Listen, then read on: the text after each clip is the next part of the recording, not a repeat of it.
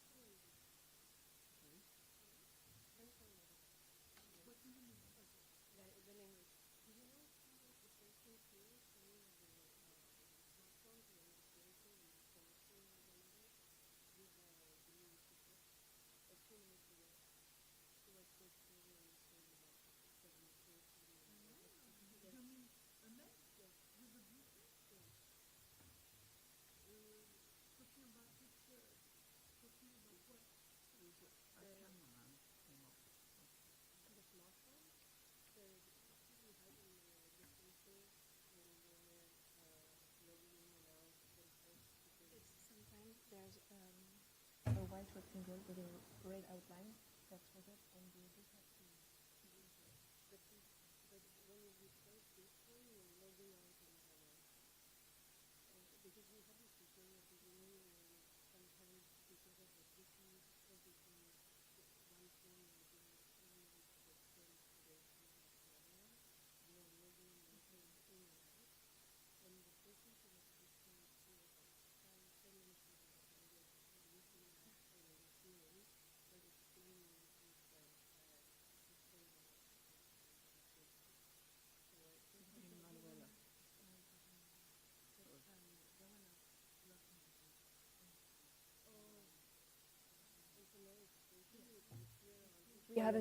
We haven't tried hearing, but they're logged in now, so we can maybe.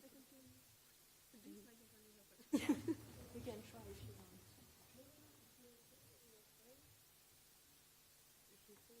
Because it was still written, the session is not open yet, but now they're all.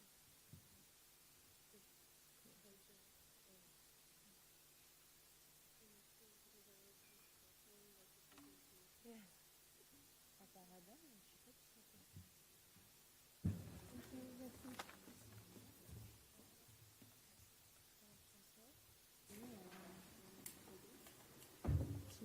Non, parce que je lui ai demandé, elle m'a dit que c'était vraiment celui-là.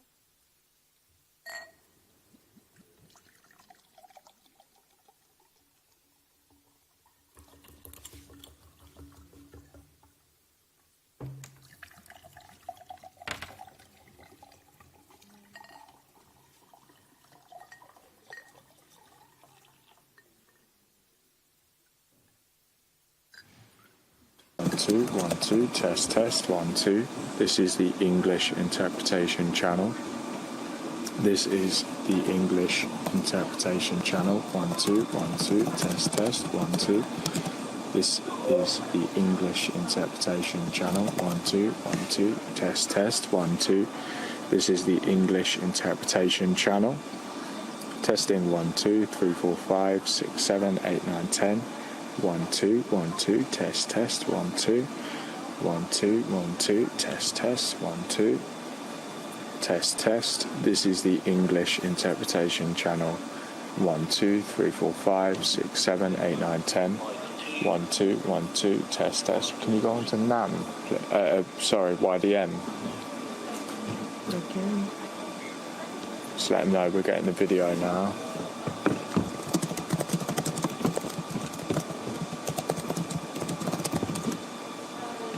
Test, test, 1, 2, 1, 2. Test, test, 1, 2. Test, test, 1, 2, 1, 2. Test, test. This is the English channel for La Seine. 1, 2, 1, 2. Test, test, 1, 2. Oh, I can't spell at the moment.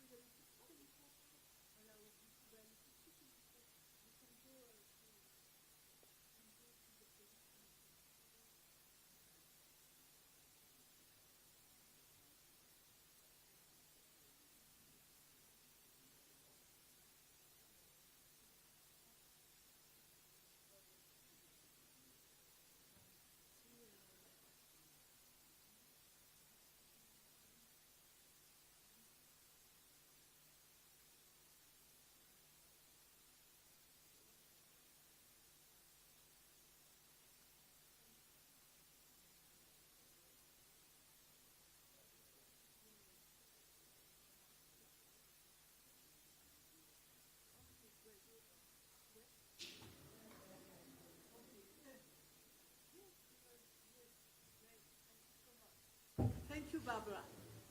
Really appreciate it.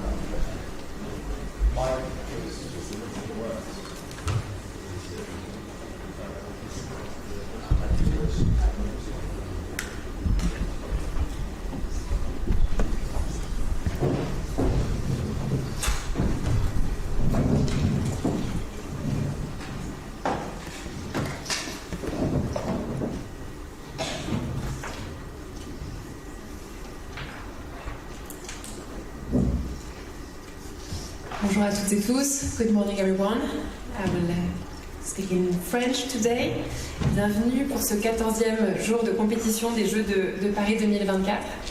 On va évidemment commencer en revenant sur le nouvel exploit exceptionnel réalisé hier soir par Armand Duplantis au Stade de France avec un nouveau record du monde de saut à la perche avec 6,25 m. C'était absolument exceptionnel.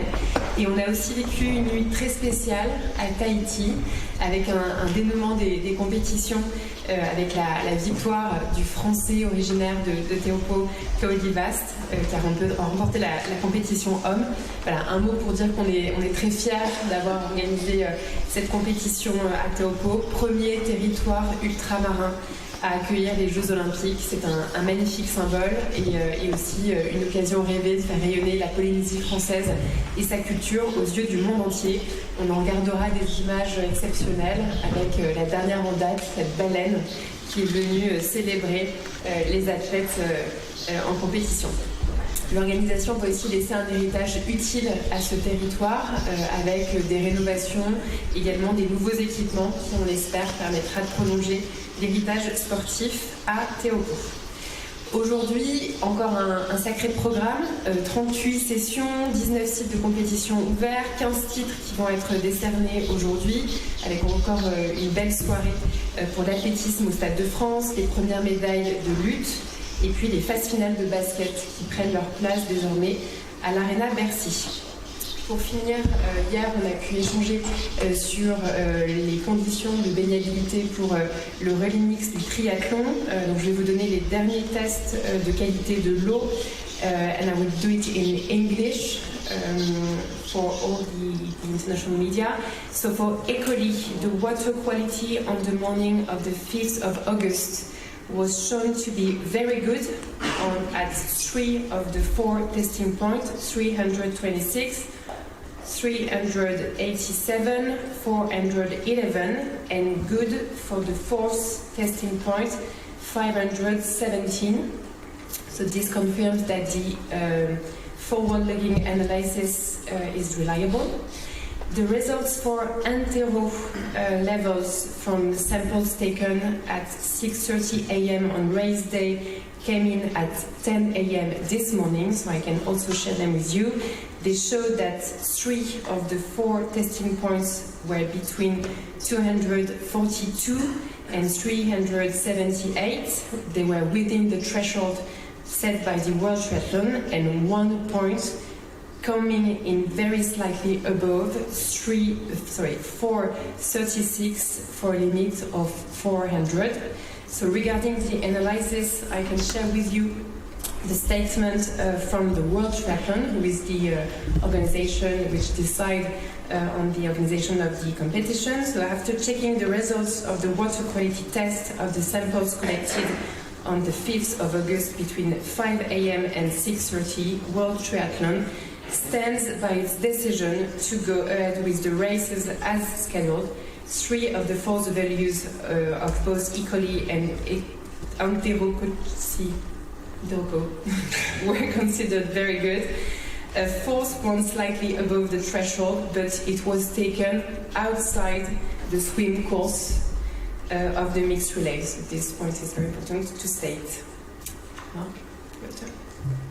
Thank you very much, Anne. And as ever, we'll come to all the questions that you have later. We're going to do a look at sustainability today, but let me just quickly give you, I know a lot of you are looking forward to the broadcast and digital figures, a couple of quick ones. In Spain, the gold medal match between Djokovic and Alcaraz had the highest Olympic television audience in Spain since London 2012, doubling the highest audiences achieved in the territory during Rio 2016 and Tokyo 2020. And Olympic social media handles now passing 10 billion engagements for Paris. So we are, we think, very much on track for having more than half the world taking part, following the Games in some form or another. I have 15 gold medals today, and the President is at equestrian this morning and wrestling this evening. Okay, we're going to have a quick look at sustainability beyond just staging the games, as you know. Also looking at the carbon footprint, really concentrating on the carbon footprint and creating lasting benefits for the country and people here. Very much often the legacy, even before the games have started, is kind of one of the key points. The first games to be fully aligned, as you all know, with the reforms of Olympic Agenda 2020, in which sustainability and legacy are driving every aspect of the planning for the Games, where the Olympic Games now fit to the city and the region, not as in the past, sometimes the other way around. So joining me on stage, Tanya Braga, who's IOC Head of Olympic Games Impact and Legacy, Marie Barsac, Paris 2024 Director of Impact and Legacy, and Georgina Glenon, Paris 24 Director for Environmental Excellence. So we're going to hear briefly from all three. Then we'll take questions on that, and then we'll go to all the rest of your many questions for the day. So Tanya, do you want to get Thank you very much, Mark. Good morning, everyone. When the IOC put together the reforms of the Olympic Agenda 2020, our ambition was to make those games more sustainable, more responsible, and useful for the hosting population that were receiving the games. This translates in reducing the footprint and minimizing any negative impact of the games, while creating positive benefits for the hosting population well before the games start.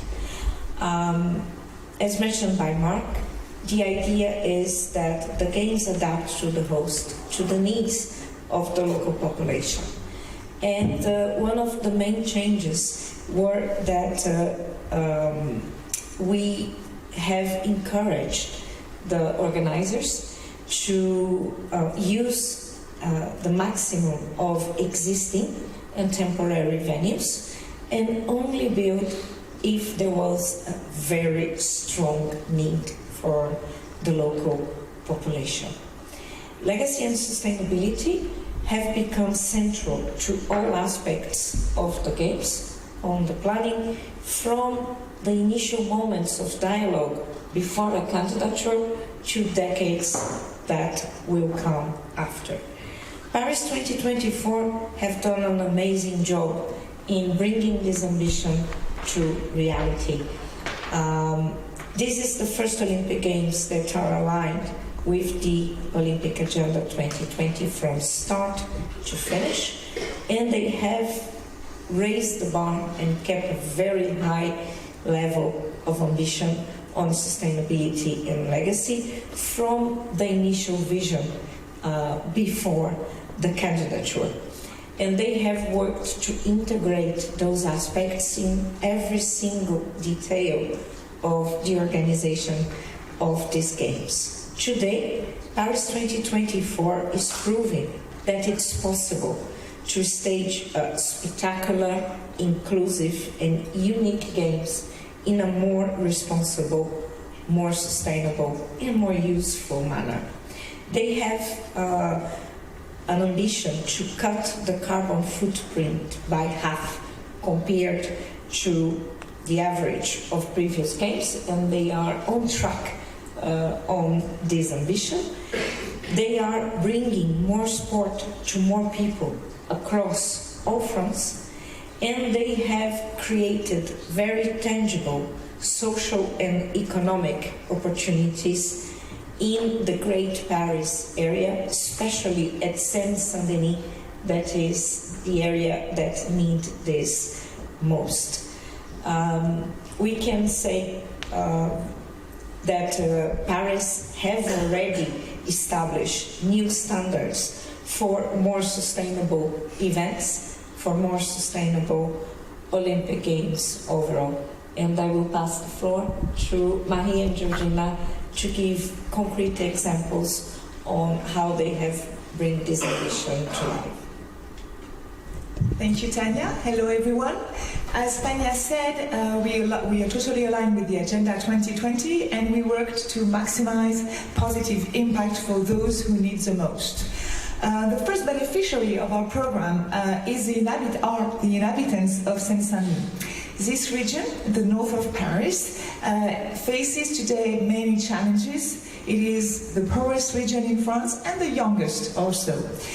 So in Seine-Saint-Denis there is a need of housing. That's why we choose to set up and to build the village for the athletes and the village for the media, which are neighborhoods, and that globally it will be 4,000 houses for people in Seine-Saint-Denis.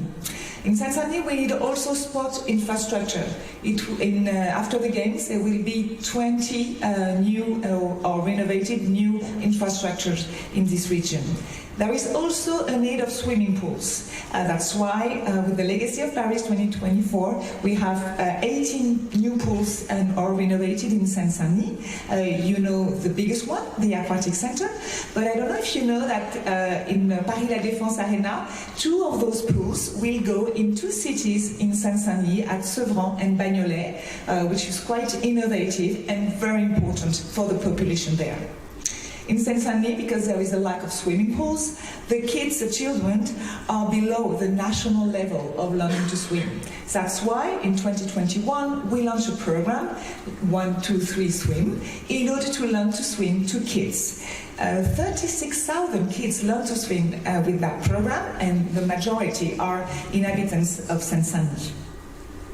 There is also a strong need of employment in Seine-Saint-Denis. In 2019, we mapped the jobs that are needed to organize the games. The number is huge. It's 180,000 jobs, and we really wanted to maximize opportunities for job seekers in Seine-Saint-Denis. That's why we launched training programs dedicated to them. We also organized a huge forum for employment, and we really have results. We will have data at the end of the games because it's not over again, but there is a lot of job seekers in Seine-Saint-Denis that find a job. We also help small companies in Seine-Saint-Denis to win our call for tenders. Again, it's huge opportunities for them, and it produces a massive economical impact for this territory. Today, Seine-Saint-Denis is on the podium of the region that won our call for tender. They are third. It's a really great success for this region. Second beneficiary of our strategy, it's the Generation 2024. Combating sedentarity was a priority for us, and with a priority for the kids from 6 to 11 years old. In France, at that age, 87% of the kids are not at the level of the recommendation of the World Health Organization, WHO. That's why we launched an experimentation in 2020, 30 minutes of daily physical activity at school. And because we had great success, we had the year after 10,000 schools that on a voluntary basis experimented that measure. And the result, the impact study shows that it has a direct impact on the well-being and the concentration in class of the kids. That's the reason why the government decided in 2023 to generalize this measure to all schools in France. This is massive, and it is for us a very strong legacy because the benefits will be very long-term for the whole generation 2024. The third legacy for us are clubs, beneficiaries of our strategy are clubs, associations, municipalities that use sports to answer social needs. Those who use sports for health, use sports for education, to include people with disability, but also LGBT community in clubs, but also homeless people, sports to empower women also. All those initiatives were very important for us to support, and with our stakeholders, we founded 1,500 of projects all around France with a budget of 50 million euros. It means that we have already 4.5 million of beneficiaries in our country. And today in France, we can prove that sport is not only high performance and sport practice, it's a massive social impact. And for us, it's very useful and important because we're convinced to invest in sports after the games. It's a key factor for a very long-term legacy. Thank you very much. Thank you. Good morning, everybody. We believe the games can change society, but that they also have to evolve with it. As for any edition of the games, we're taking a date with history, but this time we're adding an extra edge, making these games more sustainable. Today we're proving that Olympics can provide and showcase concrete solutions to secure climate ambitions, to protect biodiversity, to develop a much higher circularity, and that is across all the operations.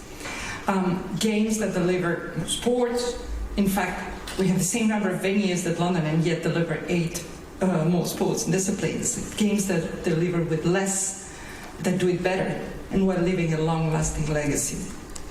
For that, we turn our games into a laboratory and a springboard for innovation. Of course, we could have not done it alone. Sponsors, suppliers, our host territories, the state, they all played together as one team alongside Paris 2024. Ambitions that seemed out of reach a few years ago are now becoming reality. To achieve that, we have worked on all the different delivery pillars, but also on the symbols of the games. First, to understand the source of the impacts, then to develop different solutions to improve them for us, but also, and more largely, for years to come. I will now illustrate with a few examples of that. First of all, the village. Marie was saying it was built where it was needed, but it was also built with 30% less carbon per square meter, 30% less emissions per square meter by using new construction techniques, thanks to the massive use of wood, low carbon concrete and recycled materials. Our spectacular temporary venues are also aligning ingenuity and frugality, and the massive use of rented equipment to increase circularity. All our venues are powered by solar and wind energy, leaving a legacy of secured grid connections that should reduce dependency on fossil fuels from now onwards. And in the rare cases where grid connection was not possible, we tried new temporary generation units based on foldable solar panels, second-generation biofuels, or renewable hydrogen, like the ones you see in this picture in Versailles. Biodiversity preservation zones were deployed where needed, and spectators contributed to respecting that. For Marseille, in particular, and as an Olympics first, we deployed new technology of self-positioning anchor buoys to protect Posidonia. Our spectators are accessing our venues by public transport, by food, or bike. Our meals and refreshments are served with reduced dependency of single-use plastics. And we created low-carbon offers for spectators, workforce, and media. Actually, athletes are receiving the ingredients they requested, and the menus have been approved months ago by the IOC and federations. Agreements are also in place with leading associations who help us by picking up and redistributing unsold food. A second life will be key for the 6 million goods and equipment needed to the Games. And actually today, 90% of them have secured a second life. Now, on symbols of the Games, our medals, the ultimate symbol of success. Not only they're made with 100% locally recycled metals, but they're also proving that old can be the new gold, with the 18 grams of the Eiffel Tower in the center. The cauldron, our first ever fuel-free cauldron. It's a symbol of our commitment for spectacular yet more sustainable games. And then the Seine, of which the games have accelerated its recovery, not only for us, not only for sports, not only for Parisians as of next year, but also for the more than 30 species of fish that have already come back. We worked very hard with all our ecosystem to do things differently, and sometimes we did not choose the easiest option. These were just examples of what the games are doing to play their part in addressing today's climate and environmental challenges. And now for this final sprint, we need also everyone's contribution. So we launched a campaign, a Games First, to encourage spectators and tourists alike to play their part, to play their small actions. Because we are convinced that today, more than ever, we can do better together. Thank you. Thank you very much, Regina. Okay, let's start with sustainability legacy questions, if you have some, and then, as I say, as ever, we will go to any of the other topics. Yes, lady down here in the front. Can you wait for that? Thank you. Hi there, Catherine Porter, New York Times. Much has been written in the last week about plastic. I know you've seen it, Georgina. I'm wondering, how you will meet your 50% reduction of plastic, particularly when more than half of what you're serving is coming out of plastic and you're pouring those drinks into plastic cups. In fact, some of your critics have been claiming this is greenwashing, and I'm wondering what your response is.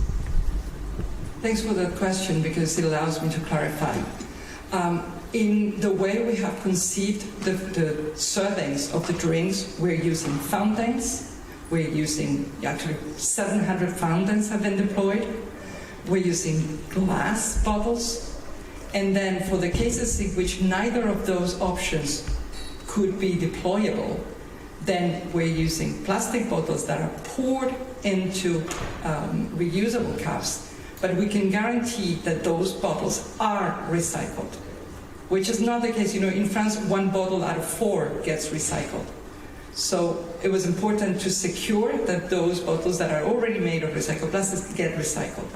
But by construction, in our estimations of what will be served through all these different channels and different publics, we believe we will attain this 50% plastic, single-use plastic reduction.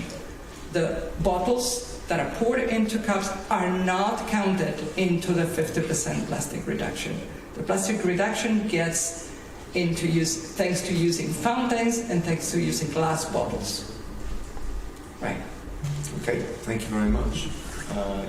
Gentleman at the back there. Hi Georgina, Jerry Lawton at the Daily Star in England. Could you just tell me a little bit about the process of getting a bit of the Eiffel Tower into all of these medals? How does that happen? Where's the Eiffel Tower? Only has to climb up every. There's no danger here, I take it.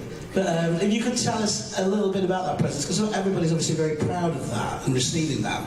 How exactly do you do it, and where's it come from? Great question, thank you. Well, the Eiffel Tower, is an old lady and it needs some maintenance. So for some years, every time there were some maintenance and some parts had to be replaced, those parts were kept apart, were saved. And then, luckily with an agreement with the Eiffel Tower operation, we could get those parts. And they were treated as pieces of jewelry, and they were cut and cleaned, and then put into the medals as you put a diamond, as you put a piece of precious stone. So this is where the artisanat, our capacity of bringing life out of this piece of iron was very interesting, I think. And we're also sending a message on the importance of circularity. Something that would have looked as waste, something that might, in the best case, be recycled. In our case, is being used as a piece of jewelry. So hopefully the message is received. Thank you.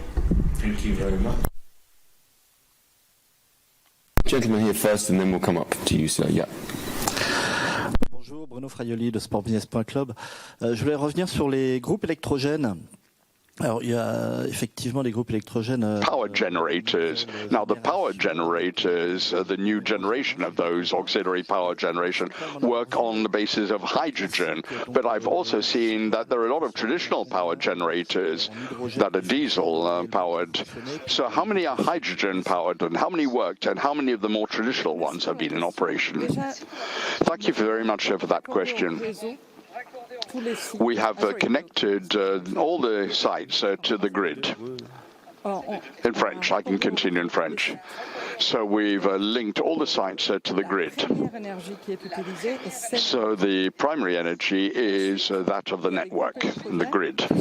Then there are also power generators which are on site but which are not being used. They're there in case there would be a problem with the grid. So it's always good to have them as a standby, even if they're not actually running.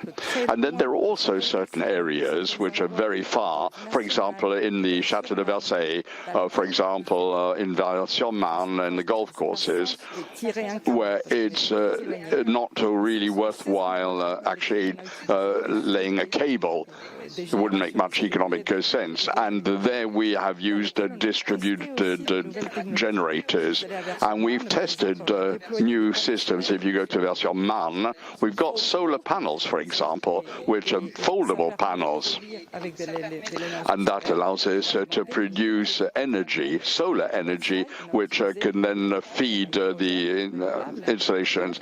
In Versailles, we've also used hydrogen for the generators. It's a proof of concept which allows us to test this new technology. And then for certain traditional generators, they are actually being powered by biofuels. That's HVO fuels, which allows us to reduce the impact if we cannot find any other solution. But this is just a very limited number of cases. But we will be taking stock of the situation. We'll be looking at the mix of technologies when the game's over. But at the moment, everything is exactly on course. I've got a question for you, Marie Barsac. My name is Nicolas Pelletier. I think over the last few days you saw that the authorities in Toulouse that an Olympic pool will be installed in the light of the medals won by Marchand. Will those La Défense pools only be installed in Saint-Denis? Of course, we were very happy to get that request, but these are subjects which have been decided. Actually, the one in Bagnolet, we launched a tender in 2019. So you see that this discussion goes back a number of years, and there is a hole being dug in order for the pools from La Défense Arena to be installed in Bagnolet. So it's going to be difficult for us to come back. But I think it is a good demonstration, nevertheless, that things that are temporary can have a lasting long-term impact. And in Saint-Denis, there is a real lack of pools. In fact, this is the department which is on the 93rd rank of 95 départements where we calculate the number of pools per inhabitant. So it is a strategic choice. I think that the pool in Toulouse is going to be rechristened the Léon Marchand pool. Okay, anything else on sustainability, legacy? Okay, good. Yes, go on, Graham, and then we'll get on to the other stuff. Thank you very much. Graham Dunbar from the AP. It's a question for Tanya on the bigger picture of your department, your legacy. For the 2030 Winter Olympics, you had a bid from Sweden and Stockholm that was very, very much more compliant with Olympic agenda and new norms than the French Alps bid. Was that a disappointment for your department that the Swedish bid slipped through the net because it doesn't involve building an ice rink among the palm trees? For the 2030? For the 2030 election, it was done with the new way that is a dialogue. So we had 2 phases of this dialogue. A first phase that was a non-committal to understand the why of the project, how those projects were aligned with the long-term development plans of the host regions, and a second part of the dialogue that was a target dialogue with the French Alps 2030. The project of 20 Alps 2030, during the first part of the dialogue, they proved to be well aligned. They build on experience and knowledge for hosting from the area. They will use a majority, over 90% of existing and temporary venues. They build also on the experience and the legacy of Paris 2024 in terms of development for sport in the country. So, and they have a long-term plan to bring together the north and the south of the Alps into a long-term development plan for these mountain regions that were very much close to everything that the IOC, the changes we have made with Agenda 2020 and Agenda 2020 +5. Okay. Oh yeah. Couple more. Oui, bonjour, Déborah Claude pour l'AFP. J'avais une question sur les analyses de l'eau parce que ça devient de plus en plus compliqué de comprendre comment vous procédez. Analysis. On peut continuer avec les questions générales, mais just to We can check and then I can let come back to more general questions in a minute. But this is also linked to the environment. And then I can let the others go. Yeah. If there's one more sustainability question, and then we come back to you.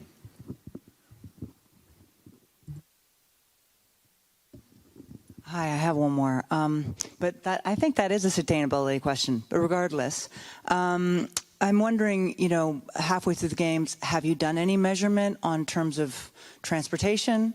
Like, have you actually reduced how many people are using those Olympistes? What your subway use is like, even given that the prices have gone so much higher than was planned originally? Do you have any initial statistics that actually breaks down whether you're reaching your targets?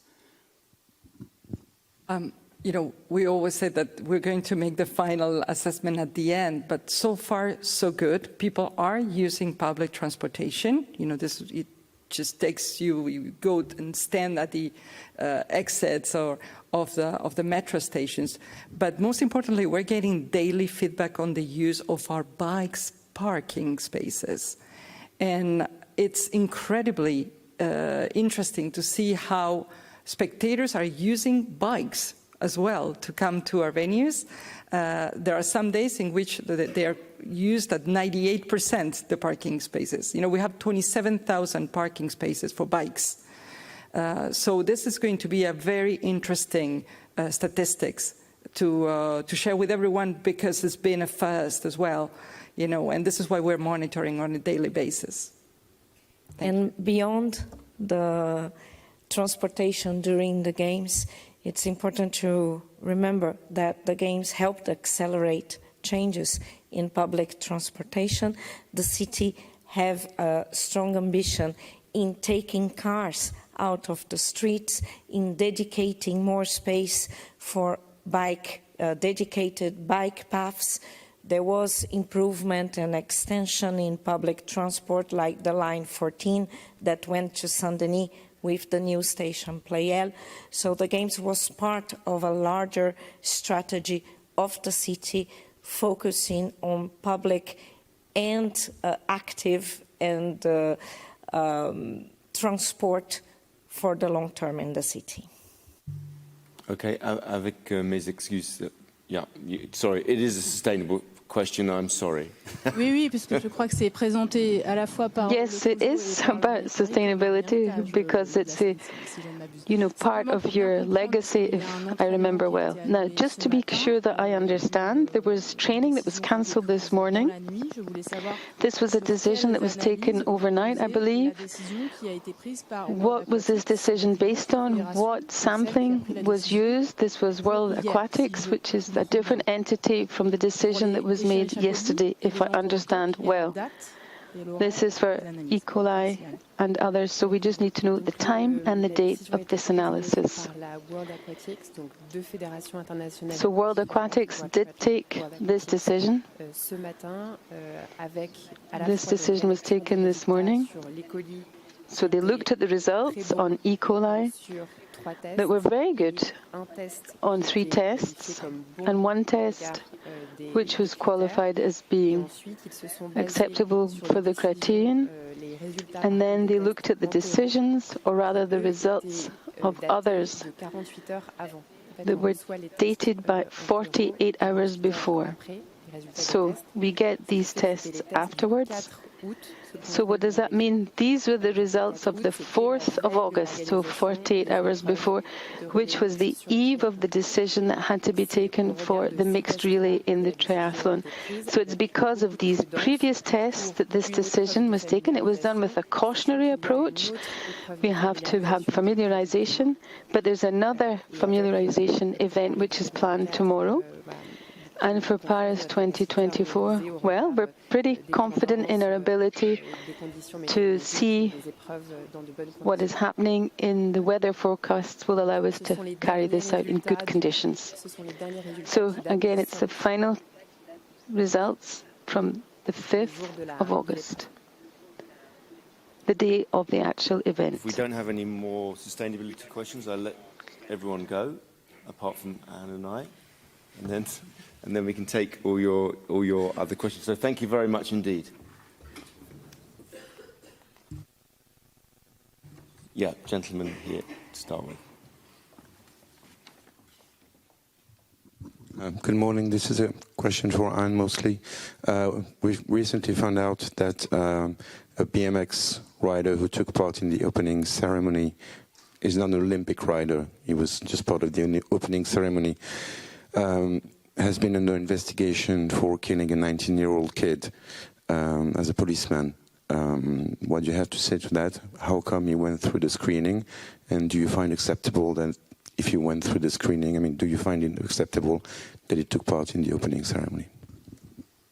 Yeah, so on that subject, we saw the information through the media. Just to say that all the performers for the ceremonies, celebration, are hired by a production agency. They are selected.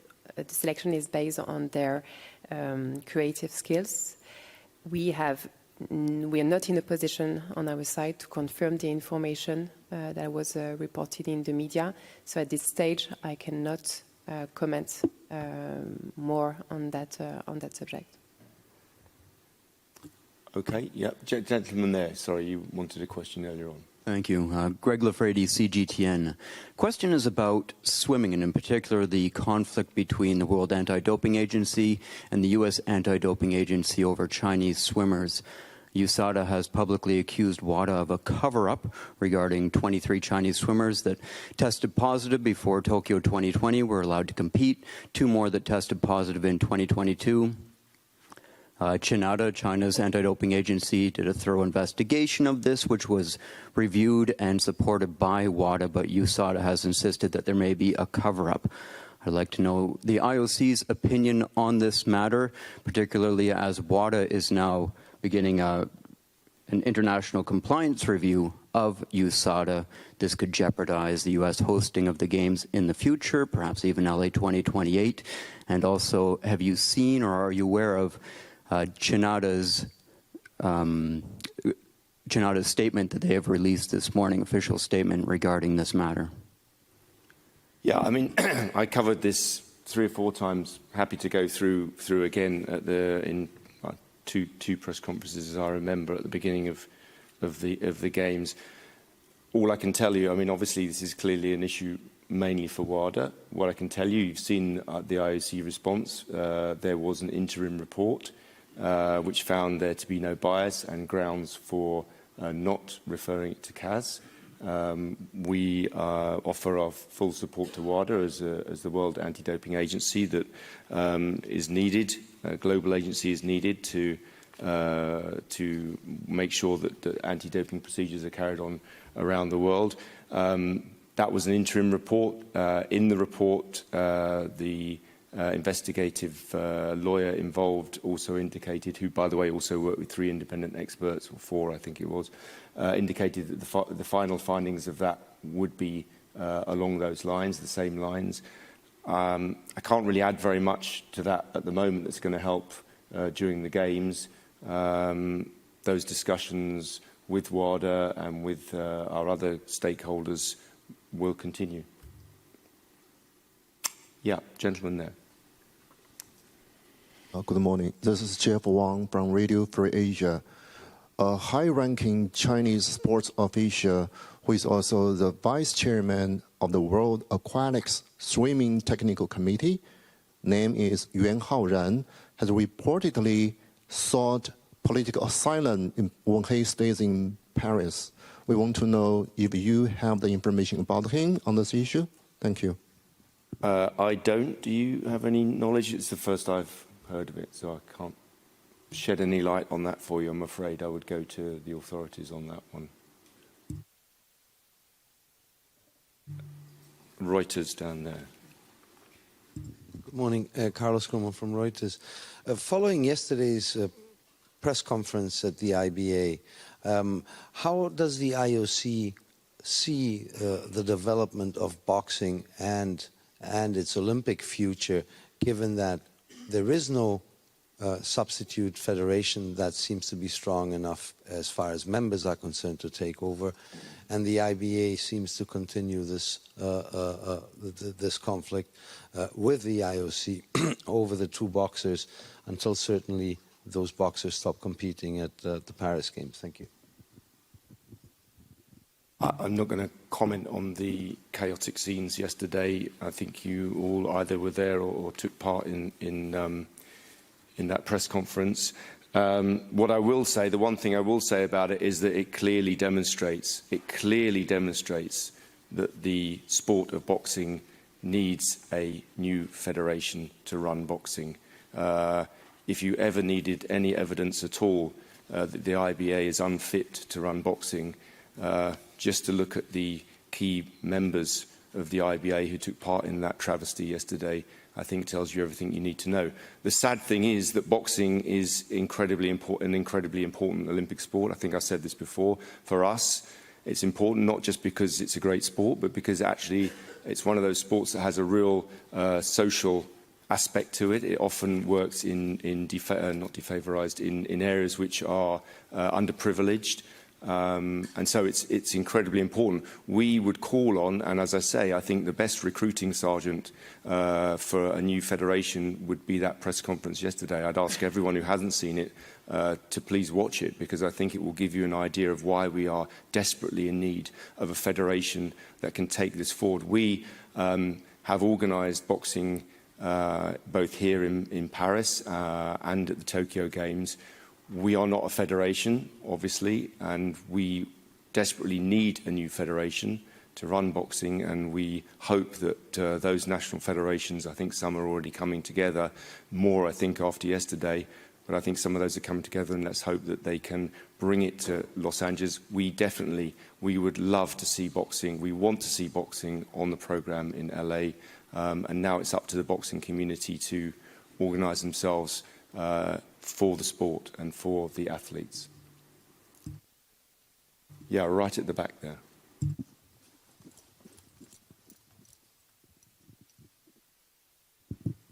Hi, Robin Doolittle from the Globe and Mail, and I apologize if you answered this in French already. I didn't rig up my headphones in time, but I asked this yesterday. Did you have any more clarity on any confirmed sicknesses from the Seine around swimmers beyond the reports that we've kind of seen in the media?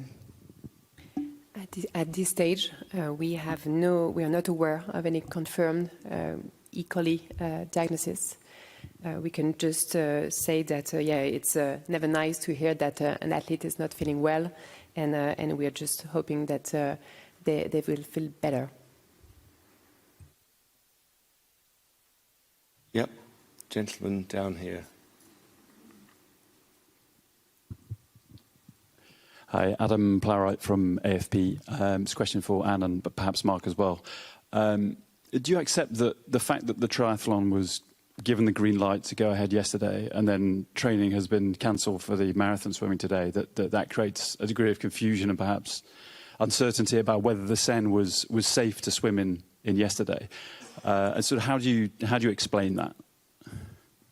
It's important to remind everyone that it's the international federations that are taking the decision. So on one hand, the World Triathlon, and on the other hand, the World Aquatics. So I'm not going to speak on behalf of them, but just to explain that the decisions were taken at two different moments regarding the available data.